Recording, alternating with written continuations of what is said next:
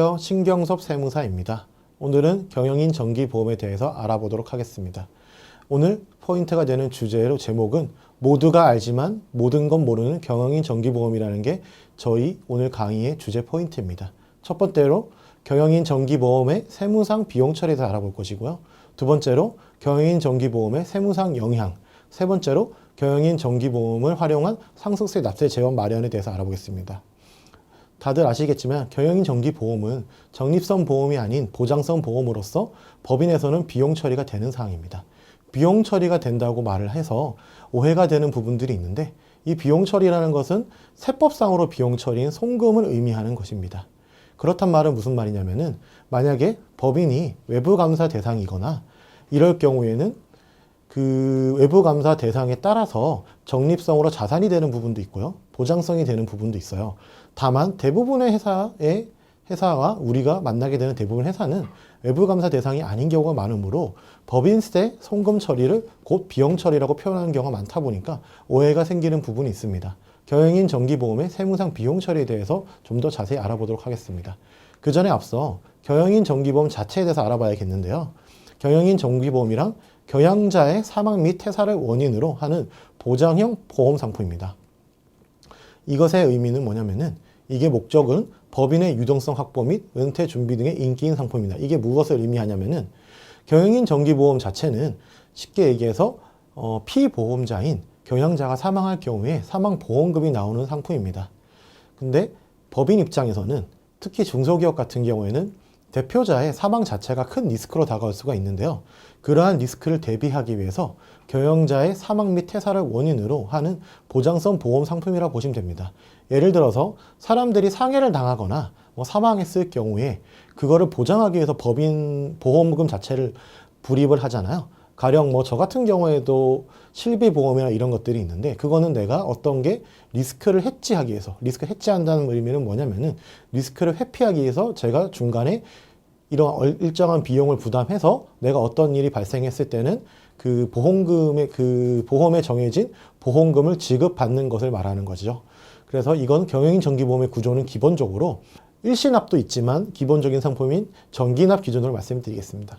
정기납 기준으로 월에 가령 500만 원 정도, 300만 원 정도, 100만 원 단위로 정기납 상품으로 매달 이제 법인이 비용을 지불을 하면은 그럴 때 경영자가 사망하거나 퇴사라는 원인이 발생했을 때 법인 입장에서는 특히 중소기업 같은 경우에는 영업망이라거나 경영자의 기본적인 능력에 의존하는 경우가 많다 보니까 그러한 경영자가 사라지는 리스크, 즉 위험을 방지하기 위해서 만들어진 보장형 보험 상품이라고 볼 수 있습니다. 그리고 경영인 정기보험에 의해서 이제 중도 해지를 하시거나 경영인 정기보험을 불입하고 일정 기간 연도가 되시면은 다 아시다시피 중도 해지를 할 때 많은 금액이 환급이 되거나 아니면은 은퇴를 하실 경우에도 경영인 정기보험이 지급이 되는데요.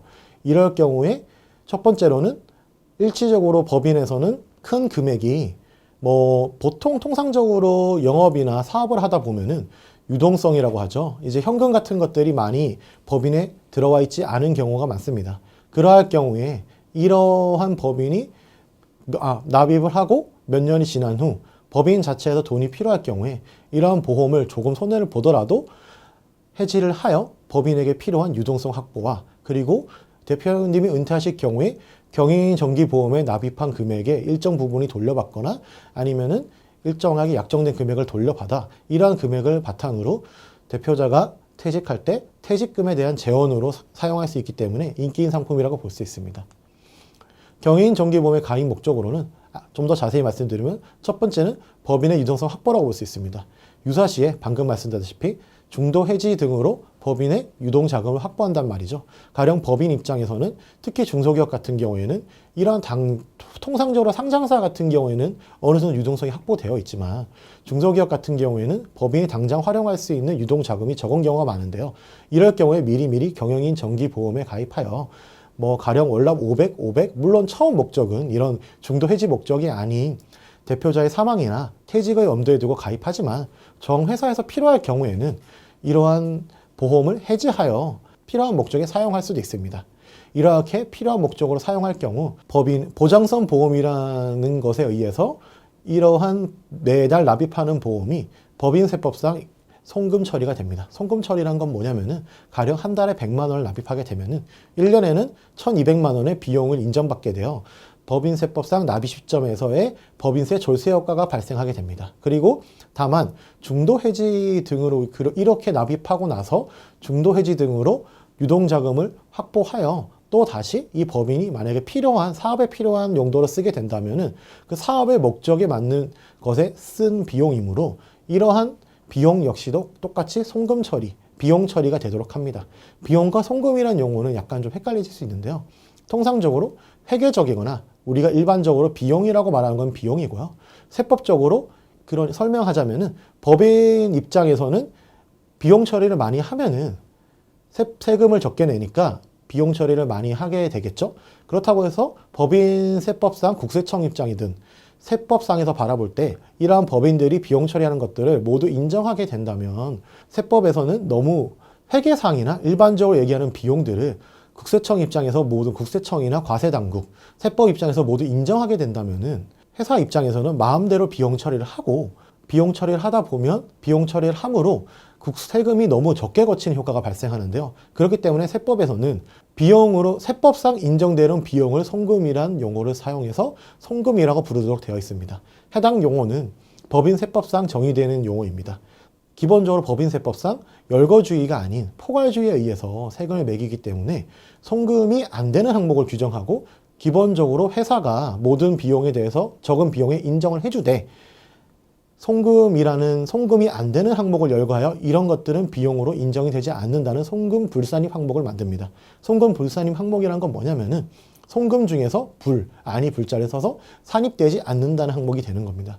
예를 들면은 대표자분이 법인에 있는 아파트나 아니면 사택 등을 마음대로 사용할 경우에 그러한 비용들까지 모두 세법에서 비용 처리 인정하게 되어버린다면은 무분별하게 비용을 사용하거나 세법적으로 세금이 너무 적어지는 효과가 발생하죠.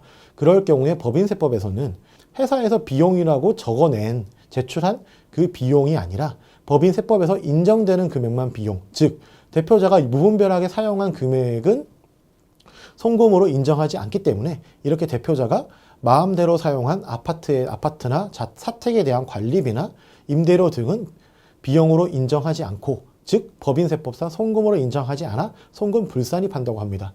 이러한 두 가지들을 조정하는 과정이 외부 조정이라고 부릅니다. 해당에 대해서는 뒤에 좀 더 자세히 설명을 하겠습니다. 두 번째는 경영인 정기보험의 가입 목적으로 두 번째 효과로 법인세 졸세 효과를 들 수 있습니다. 기본적으로 매달 납입하다 보니까 적립성 보험이라는 오해를 사기가 쉬운데요.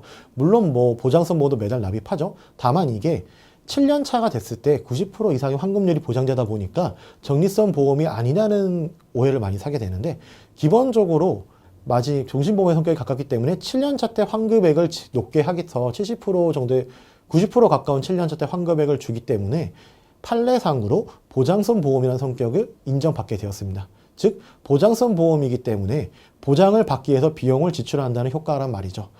예를 들어서 화재보험 같은 게 보장성 보험이 대표적이라고 볼 수 있습니다. 가령 컨테이너 벨트라거나 가령 창고업을 하는 사람들 같은 경우에 화재보험을 무조건 들게 되어 있잖아요. 그럼 화재보험도 법인세법상 송금이라는 비용 처리 항목이 되는 것입니다. 똑같이 설명해서 경인 정기보험도 보장성 보험이라는 성격의 인정을 받았기 때문에 매달 내는 납부 금액이 송금 처리 효과가 나므로 비용 처리가 돼서 이익에 비해서 비용 처리가 되므로 법인세 절세 효과가 발생하게 됩니다. 즉 내가 만약에 예를 들어서 1억 2천만 원의 매출을 잃었어요. 법인이 1억 2천만 원을 돈을 벌었을 때 내가 경영인 정기보험에 가입해서 매달 100만 원을 불입하게 된다면은 1,200만 원에 1년에 1,200만 원의 비용이 발생하게 되죠.